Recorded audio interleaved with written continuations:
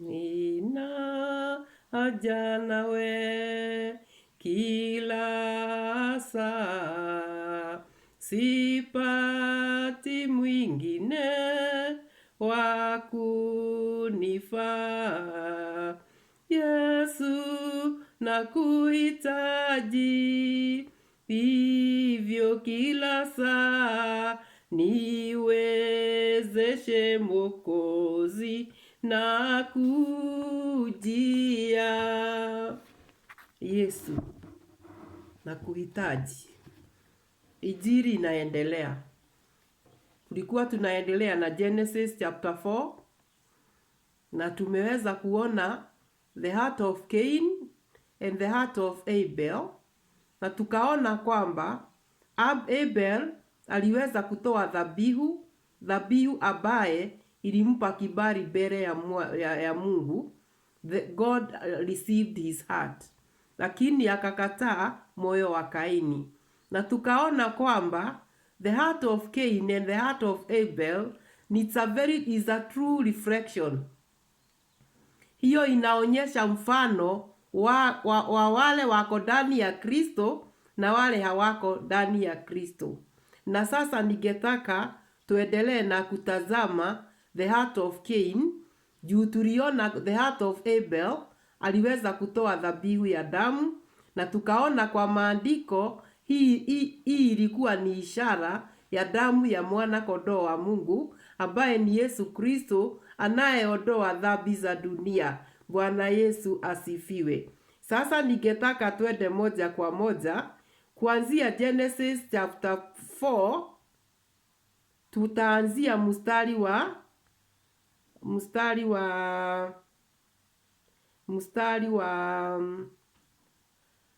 6. Hapa tuliona vile Mungu alikuwa anabebeleza Kaini. Anamwambia Kaini, kwa nini umekasirika? Kwa nini uso wako umekujamana? Na ni kwa sababu gani? Kwa sababu yeye alileta sadaka mbele ya Bwana ya kazi ya mikono yake. Na tukaona kwamba alikuwa amefanya kazi, akapata chakula kutoka kwa ardhi iliyolaaniwa.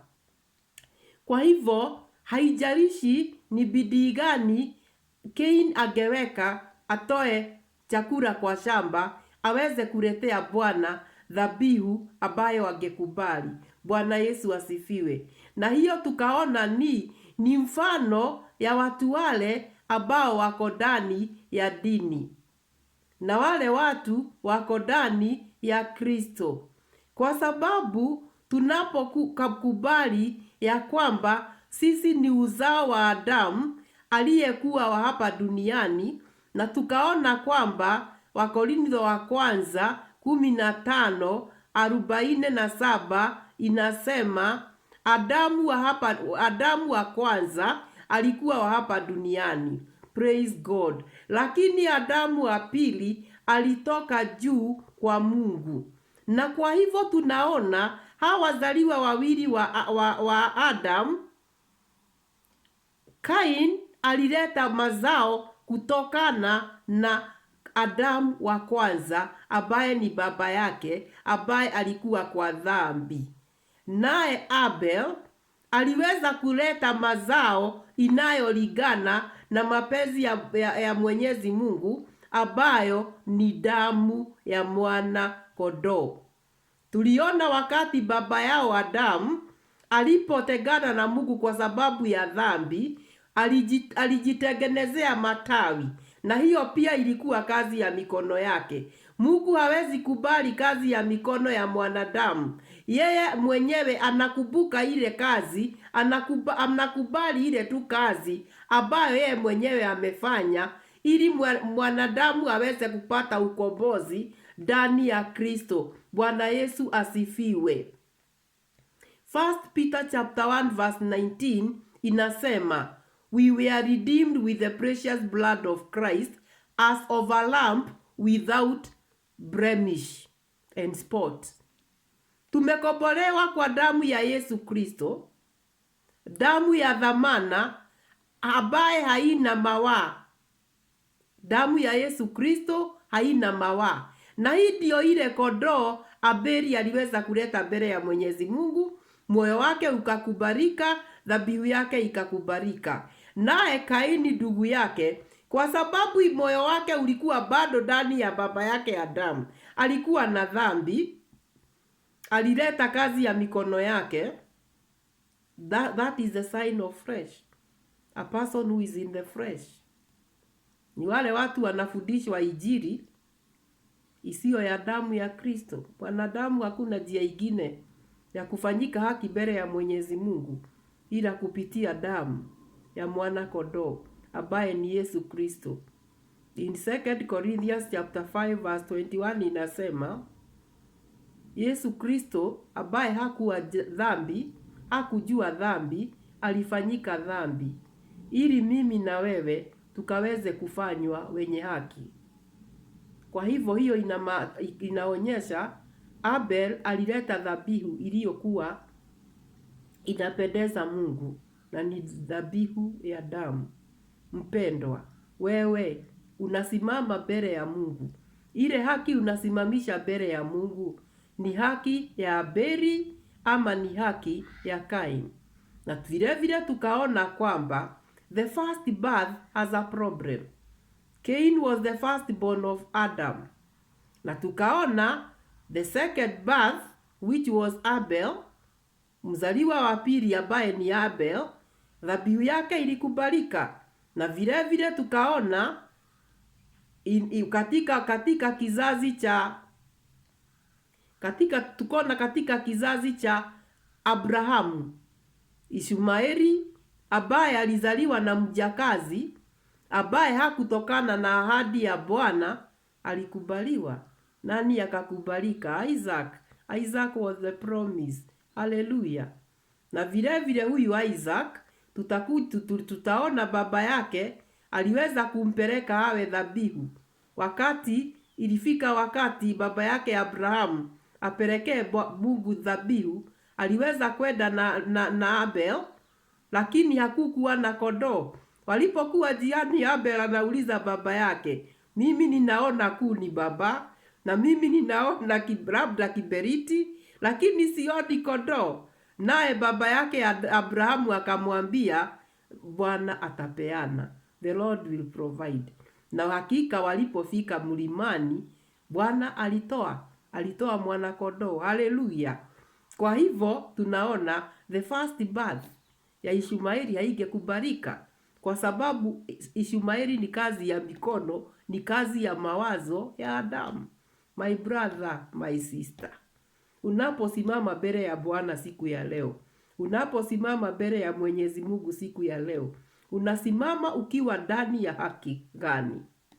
Haki yako wewe mwenyewe, haki ya dini yako wewe mwenyewe, ama katika haki iliyoko kwenye damu ya Yesu Kristo? Wapendwa, ni vyema tuelewe injili ya ukweli. Na sasa tukaona vile vile Ismaili alikataliwa, Isaka amekubalika. Vile vile tukaona Esau, mzaliwa wa kwanza wa Isaac, alikubaliwa, alikataliwa. Esau alikataliwa.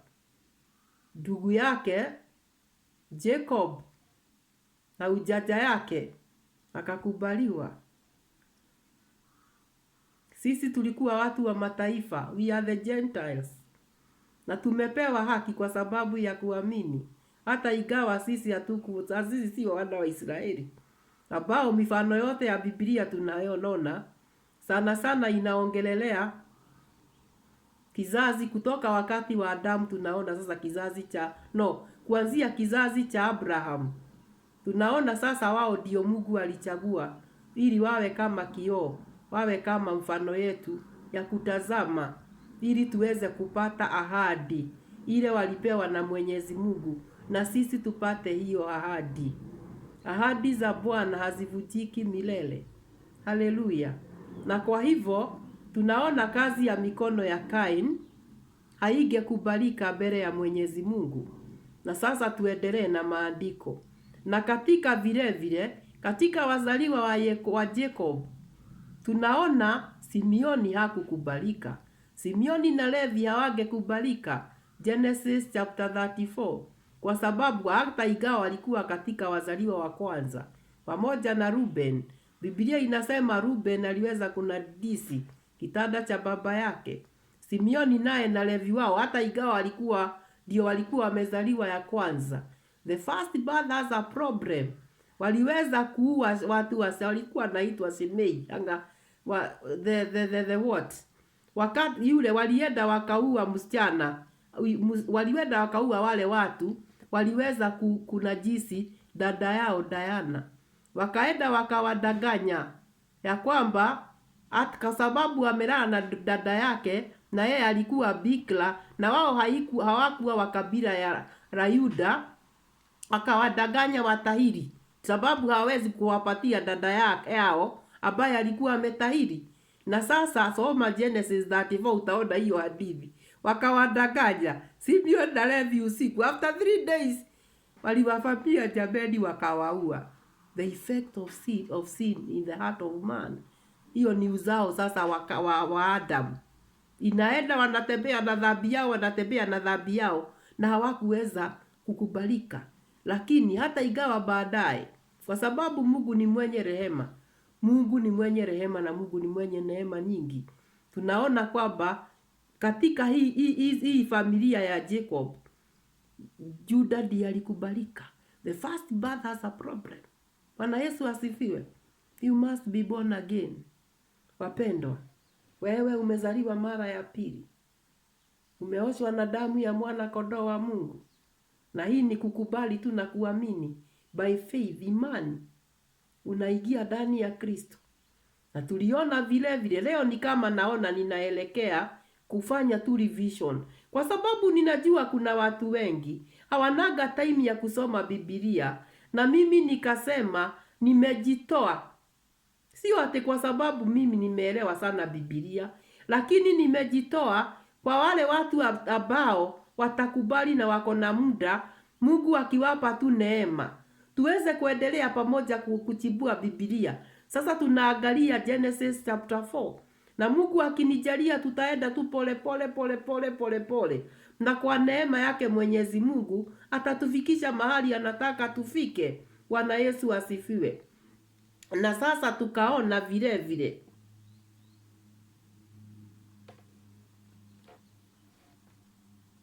damu ndio inaondoa dhambi. Yesu Kristo ndiye mwana kondoo. Revelation chapter 5 verse 9. Ndiye mwana kondoo ambaye aliweza kutukomboa sisi. He purchased us for God. Jesus Christ purchased us for God. Alitununua kwa bei ya dhamana ambayo ni damu yake. My sister, my brother, only believe. Only believe. Na ukiamini that God has done it for you, you don't present your work before God. You present the work of Christ. Kazi ile Yesu alifanya. Kwa sababu tunakombolewa kwa neema.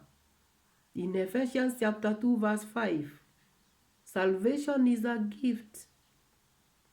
Abel aliweza kuletea Mungu dhabihu ya damu ya mwana kondoo.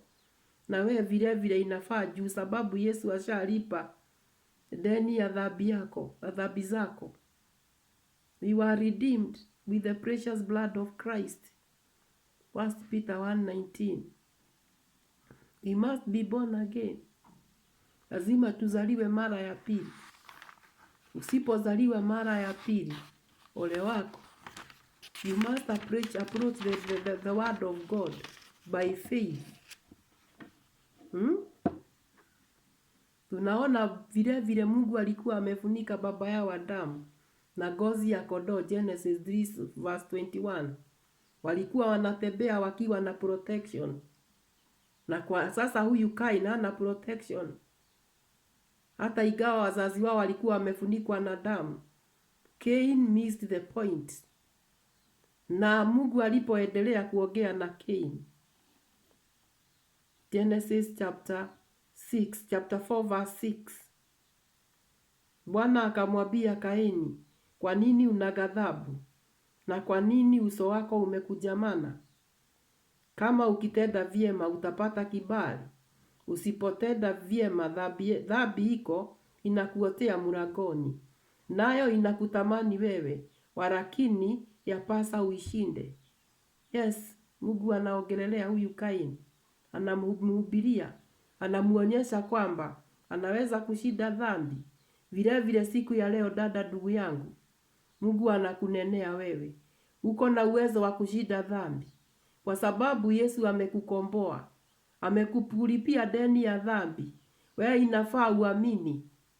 You approach the throne of God by faith. Ikukiwa na imani ya kwamba deni ya dhambi yako imelipiwa. Only believe. Kaini akamwambia Habili nduguye, twende uwandani. Ikawa walipokuwapo uwandani, Kaini akamuinukia Habili nduguye akamuua. Hata ingawa Mungu amejaribu kunena na Kaini, twende mawindoni, twende uwandani, aliweza kuukia ndugu yake akamuua. Kwa hivyo he didn't have a remorseful heart. Alikuwa na moyo gumu, alikuwa na roho gumu. Ile tu iliwekwa ndani ya baba yake na Shetani. This is the effect of sin. Bwana akamwambia Kaini, yuko wapi Habili ndugu yako? Akasema, sijui mimi ni mlizi wa ndugu yangu. Imagine Kaini, kwa sababu dhambi ikiwa ndani ya moyo wa mwanadamu, mtu hata aibu ananga. Ate kwani mimi ndiye mlizi wa ndugu yangu? Na ni Mungu anaambia hivyo. Akasema, umefanya nini? Sauti ya damu ya ndugu yako inalilia kutoka katika ardhi.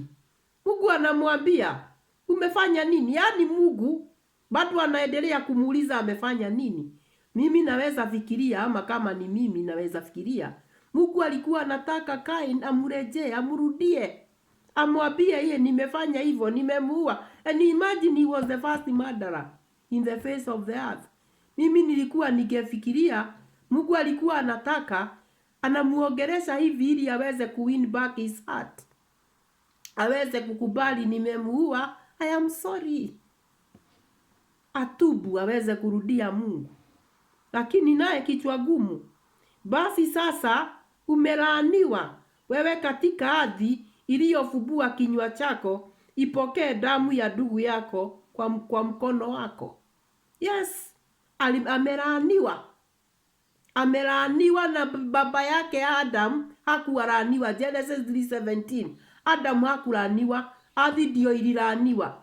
Na sasa kwa sababu huyu Kain ameleta mazao ya ardhi, sasa yeye mwenyewe kama Kain, the Lord has already cast him. Yeah? Na katika ardhi iliyofubua kinywa chako, ipokee damu ya ndugu yako kwa mikono yako. Utakapoilima ardhi, haitakupa mazao yake. Utakuwa mtoro na mtu asiye na kikao duniani. Utakapoilima ardhi, haitakupa mazao yake. Ebu angalieni mshahara wa dhambi. Baba yake alipewa ardhi aiweze kuilima ili iweze kumpea mazao. Hata ile mazao ambaye amekuja kuleta mbele ya Mungu, akaligia Mungu naye, hata sasa hataipata.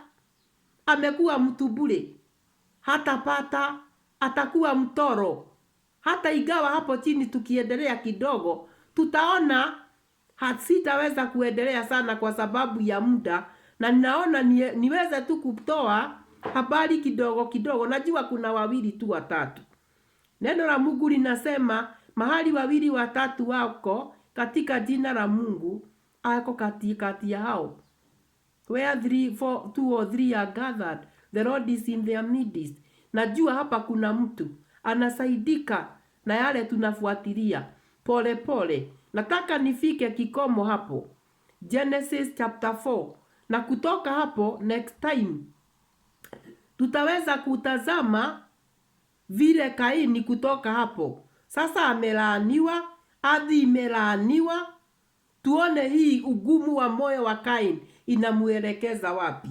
Mpendwa, ugumu wa moyo wako inakuelekeza wapi? The blood of Jesus Christ described in Hebrews chapter 12 verse 24 speaks better things than the blood of Abel. Hallelujah.